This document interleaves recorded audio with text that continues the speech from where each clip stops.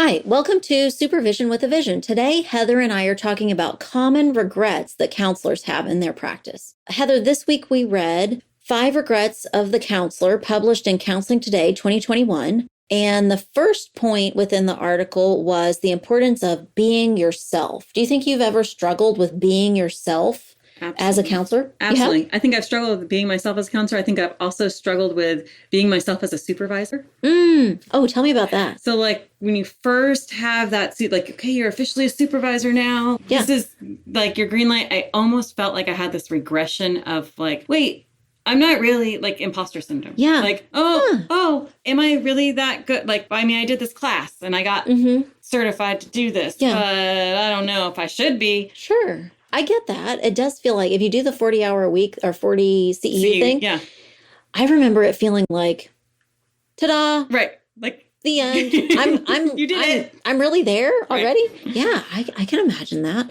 I think maybe the difference for me and the reason I didn't feel that as significantly is because I took the class and it felt like a pretty long period of time before I actually had someone I was supervising. Ah, okay. So I kind of got to think about it, wrap my head around it before I was actually had like putting it into place. Yeah. So maybe I didn't feel as much that way. But be yourself.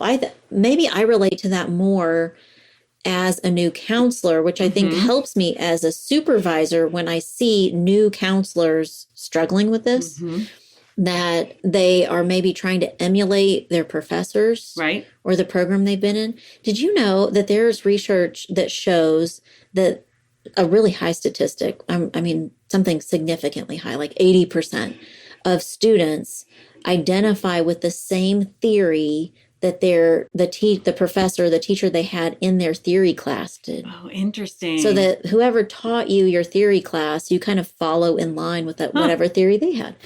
Or, I mean, and similarly, if you're in a program that had a strong bent towards one theory or one perspective, then you end up with that same perspective.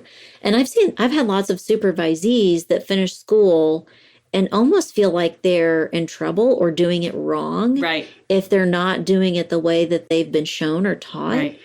And so I value and think about finding your own direction in that. I know I've mentioned in the podcast before that when I finished school, my program and the play therapy classes that I took were strongly leaning towards humanistic perspectives. So like child-centered play therapy. And I don't think I felt like I was doing it wrong, but I felt an inner conflict that I could not use it the way that I'd been taught and the examples I'd been shown in school. I was not going to be able to do it the same way in my practice and in the setting that I was in. Right. And I felt really conflicted in that. I'm like, what am I going to do? Right. This is wrong. If I can't do it the right. So I really relate to and understand supervisees when I see them struggling with that too. I've had supervisees that struggle with this when it comes to almost just some of it in the actual therapy part of doing therapy, but even in like note writing. Yes. They're like, I was taught this way. I must do this kind of soap note. Is that okay with you? And I'm like, what would it be like if we just wrote a few sentences? But getting to break outside the box of like how a note has to be written or like how, like, you're doing this on your own. You're a real counselor now, so you get to make up what you want on your own. Yeah. You can have some way of doing it. And this isn't my example, but it's an example that I think is really a good example, a good description. I've had a handful of different theory professors, but one of them that I really admire talked about, have I told you this before? She talked about, I think she was a professional counselor for 40 years. Wow. A really long time. Probably, I mean, I think she's still practicing, so maybe we're 50 years. That when she went through school, her program was very strongly based, like the only perspective they provided was behavioralism. Oh, wow. Which tells you she's been practicing for about 50 years. And the dream job that she wanted, she actually got. She left school and she got her dream job and instantly realized there was no way that she could use behavioralism right in that setting. And she immediately thought, I'm going to have to figure this out on my own. I'm going to have to go and do some self-study and figure out what I can do that will meet the needs of these clients. And she landed on a different theory. And her point in telling us this in the beginning of her theory class was that over time, we develop as human beings and then therefore develop as counselors. And so all the time you're working on being yourself. You're always working on what will be the next right fit, whether it's for you specifically or for the situation you're living in or working in. I think that's always it's a fit. It's called fit. So I think as a supervisor, I try to be transparent about the fact that I'm still working on finding that fit for myself and that it changes over time.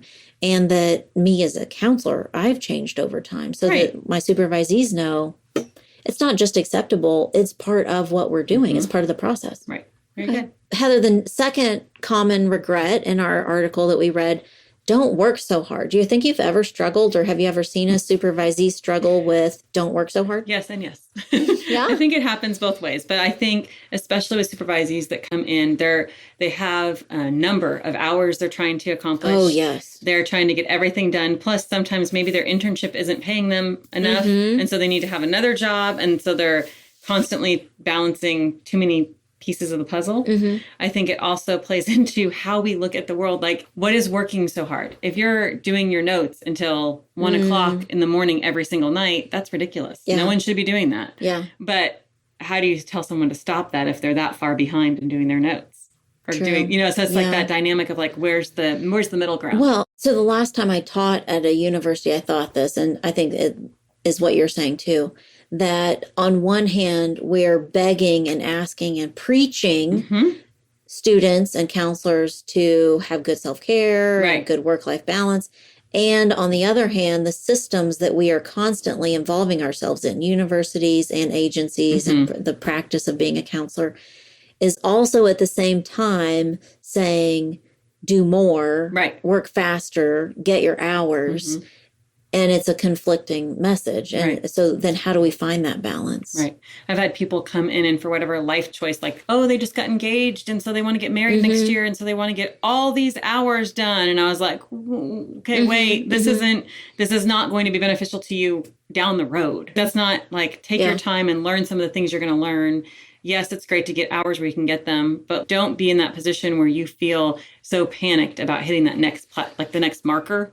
Okay, I got 500 hours done this month. No, you actually didn't. You didn't do it well. Yeah.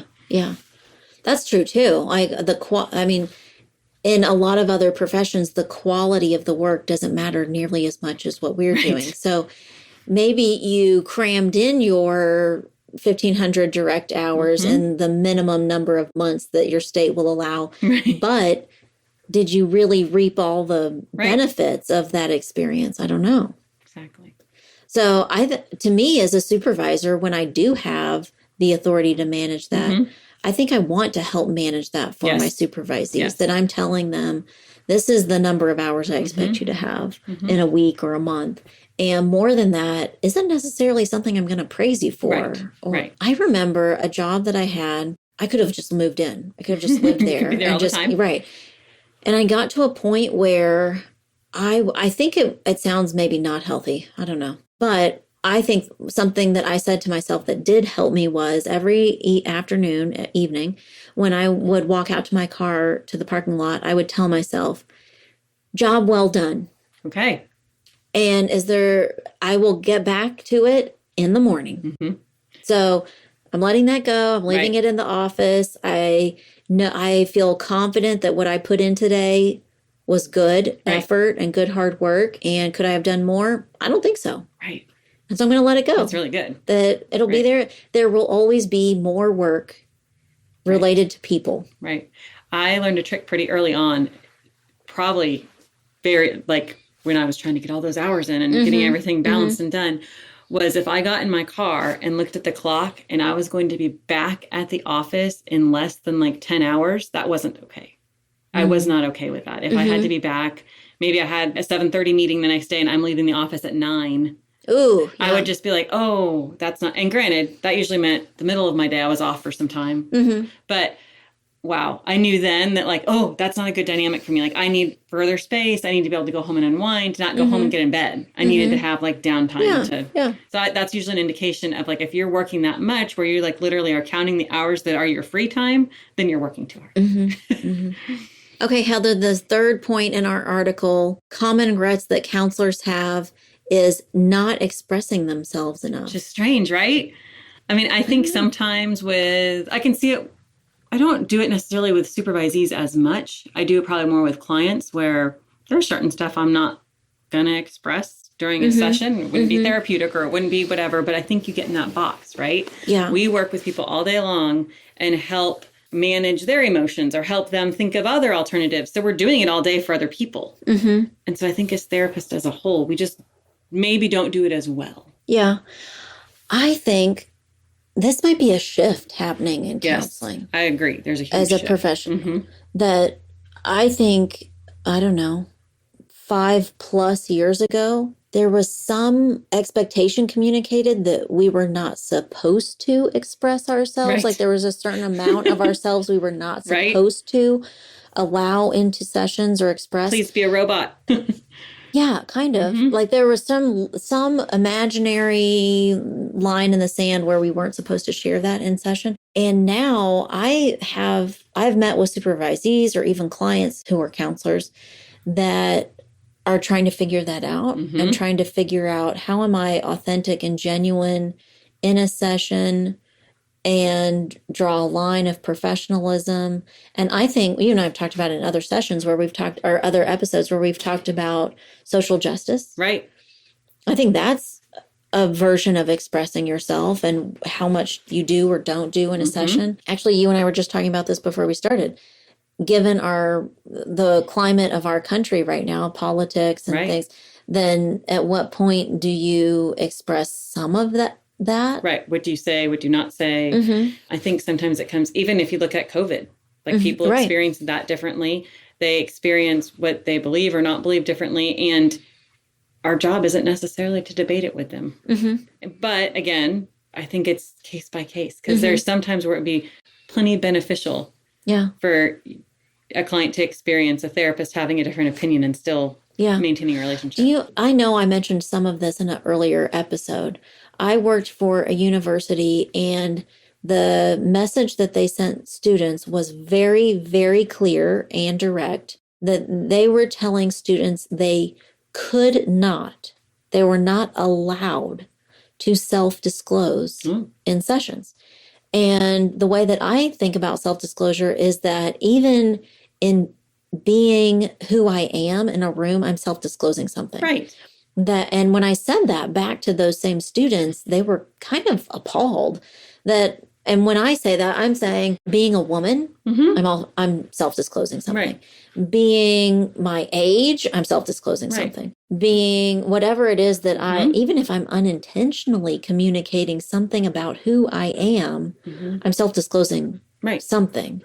And the example that I gave that was really off-putting to all of these students, I said, you communicate some amount of your sexuality. Absolutely. And all these poor graduate students went, no, don't do that. Oh my goodness. And I went, well, I mean, without saying anything, all of you assume, I've not commented on my own sexuality, but I would be confident that all of you have made some assumption about my sexuality, whether I've said it or not. Right. And that doesn't mean I'm being sexualized. No. But that just means there's some communication about that. And if we pretend that it's not there, I think that's dangerous. Right. So you have to acknowledge that some of those things are there or it potentially creates a problem. Right. Miscommunication or but I agree with you. The shift has definitely been strange and odd. So many articles we've read, we talked about one of them before on a previous episode, but counselors are experiencing the same things politically, the same things like that everyone else is experiencing, and how much of that I have had some very close friends like check in with me. Like, how are you doing? No, really, how are you actually managing this? What are you doing to take care of all of the things? Yeah. So I think it's complicated. I think not doing some of that makes, even just by trying to avoid it or not make it an issue, makes us unrelatable. Or to some people, I would think it would make us suspicious. Right. They might think like, I can visibly tell or I can sense that you're holding something back. I don't know what it is, but the fact that I can feel that you're holding something back makes me feel uncomfortable. We would feel that. Yeah, definitely. So I think there are some clients who would feel that too. Right. I had a request recently for if I was taking new clients, And they were very specific on I needed to tell them what political party I allied with, because they would not see a therapist that thought blah, blah, blah. Wow. So did you answer directly? Are you kidding me? I wasn't going to take the client anyway, but I just very carefully crafted back. Absolutely would not come up and not be something we, I think it even communicates something, how we're handling our practice right now. Right.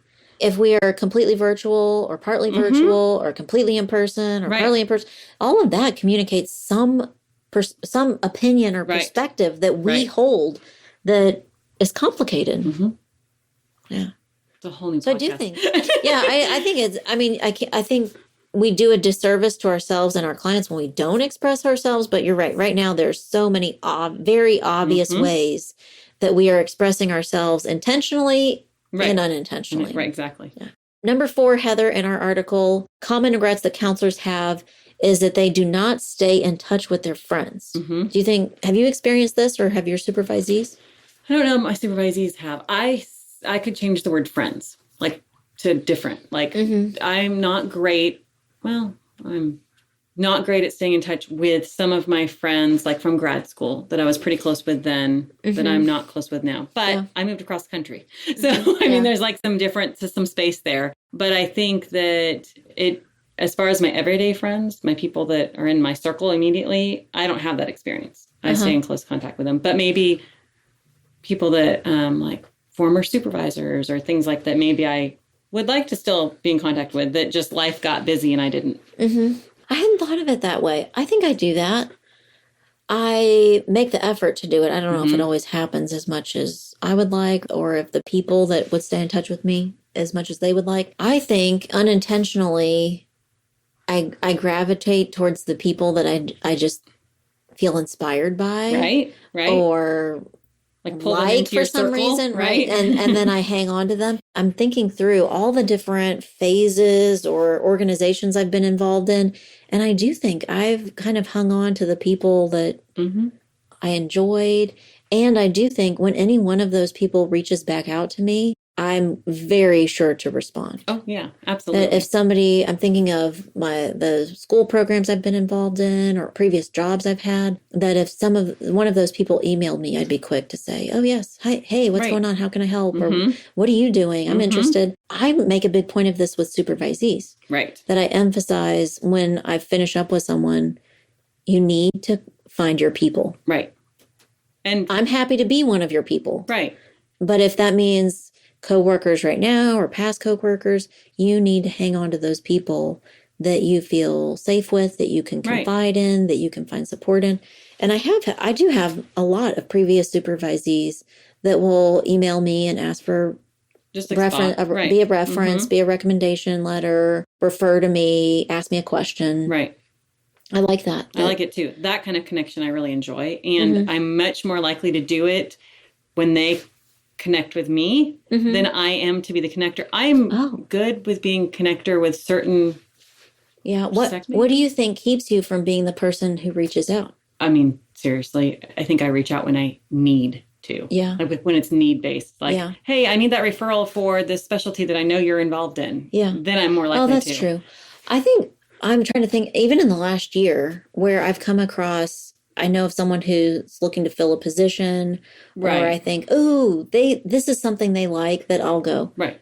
Do you want this? Are you interested in this? Yeah. Or I'll pass their name along and go, hey, call this person. This is where they're at. This is how you can find them. And this is totally up their alley. Right. I'll do that. I think I like doing that, making the connection. The connections, keeping connections. And I have a specific friend that I've worked in 2 different organizations with her. And I'll tell her, well, yeah, I keep up with you because I keep the good ones. Right. Keep the good ones close. Yeah. That's why we keep, hang on to each other and keep up with each other, because we appreciate each other, because we are a support to each other in some way. Right.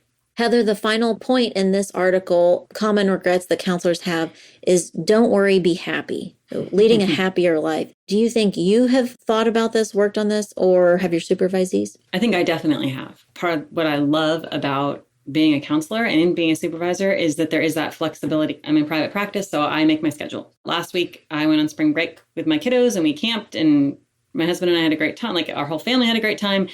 And I really probably only felt super comfortable doing that because I have my own practice. And I knew that about me a long, long time ago. And so I think that cultivating the kind of work I wanted to do led me to a happier lifestyle. Does that make sense? Like overall happiness. I also think there is some happiness in getting a request for a new client and going, nope, don't want that. No. I mean, there's some way to look at that like you're in a place where you don't feel like you have to take every client. Yeah, I was going to say, I think newer counselors have a harder time doing that. Definitely. And you and I can say that to each other and laugh about it. But I think the longer explanation is you can say, no, I don't want that. And I don't think that this client is the perfect fit for me. There's some other counselor that absolutely. is the perfect fit for. So for me and the client, it's a good thing for me to say, no, not this one. Right. Yeah. I think this is, at first, when we first read this, I don't think I was thinking about it this way, but this is something that I have not always been great at and see myself getting better and better at. And really through when you and I talk about things. Okay. That early on, I would have expected myself or wanted myself to just push through and make a work situation okay. And expect that I was the factor that could change. And now I know I'm not always the only factor that can change. Sometimes it's the organization or the situation that needs to change. Right. And no matter how hard I wish it or how hard I work, I'm not the thing that's going to make the difference. That sometimes the situation has to change. And so maybe that means letting go of that thing. Right. It's very important. I see supervisees do that too. I've known supervisors. In fact, I've recommended supervisees do that. Right. That whatever situation they're in, they just think, well, if I just worked harder, if I just learned more, if I was just a better expert at X, Y, and Z, then that would make the difference. But it doesn't always, I don't think. It doesn't. Yeah. So, but the way that I get better and better at this is that I am quicker to say, nope, I just don't think I'm going to make this situation work. Right. I find myself in those positions where if I'm thinking about it too long, then it's not right.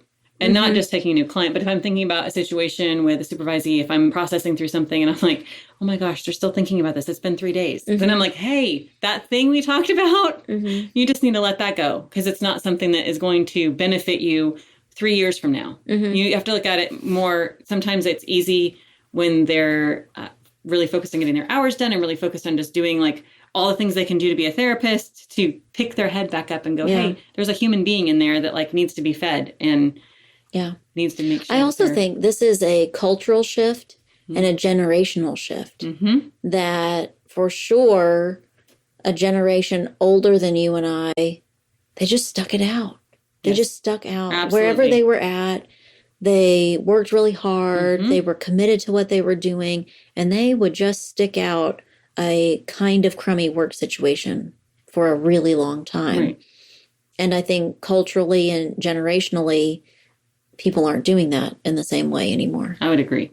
It's very different. There's much more of a focus on like, that doesn't work for me. I don't have to make it work. And I think what follows that is that organizations and companies have the same mindset. Right. That they also don't imagine sticking it out with someone and making it work over the long haul. Right. That they're more likely to move on and make a different decision. 100% agree. It's much easier for them to make that decision and go, there are other people out there that could do the same job. So I do think it's maybe a hard lesson for new counselors to learn, and something we all gain over time, that maybe because we believe in change and growth and we're more willing to stick it out, but that doesn't always mean that it's going to end up happily ever after. Right.